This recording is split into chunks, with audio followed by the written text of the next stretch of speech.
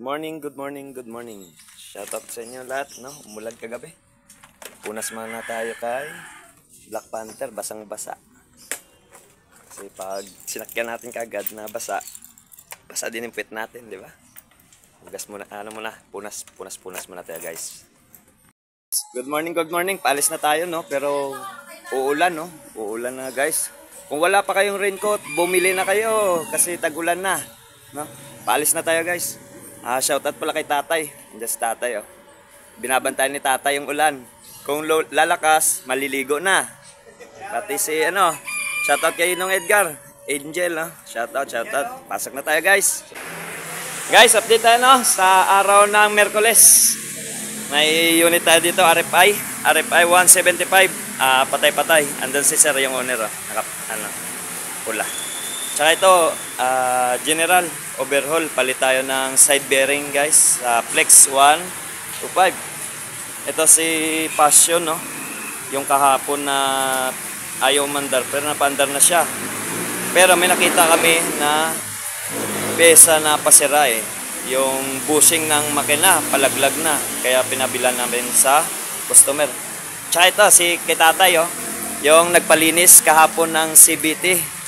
Ngayon bumalik siya dahil sa ang ilaw niya naman, siguro dahil sa ulan, nagloko. Umiilaw kahit hindi niya siniswitch, no?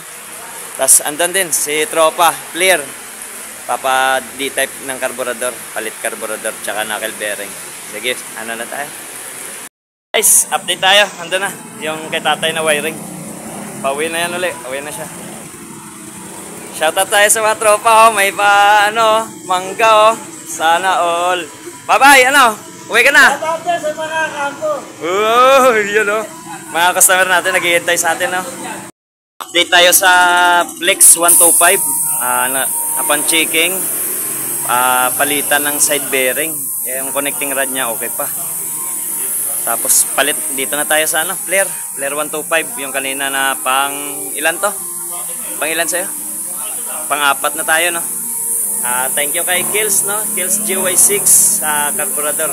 Konting tono lang, pwede na. Palit tayo knuckle bearing na din. Alright. Guys, no? Palakihin natin ang butas para hindi nagmasto si sir. Gamit lang ng socket, no? Na malaki. Diskarte lang para pumasok yung D-type. Lagyan natin ng gas. Sisindihan para lumaki.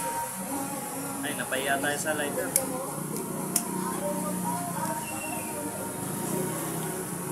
Para pasok yung D-type, guys. Maliit kasi yung bunga nito.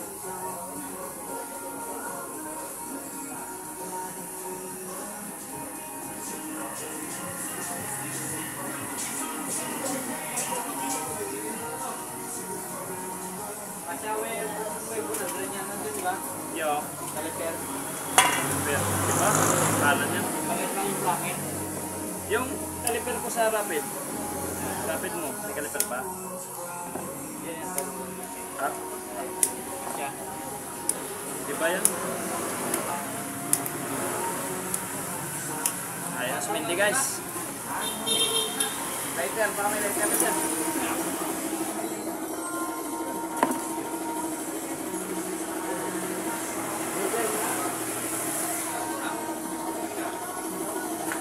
Sukat natin, guys.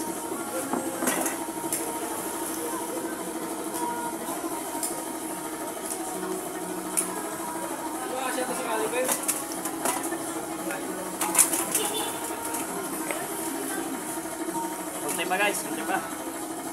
Kaso Marte yung ating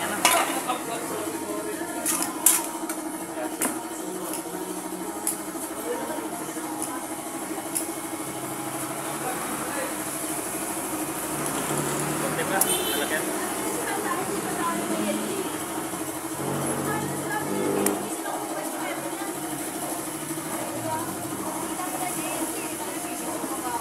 Guys, pag napasok na tong socket natin na malaki, sakto na to sa 24mm na D-type.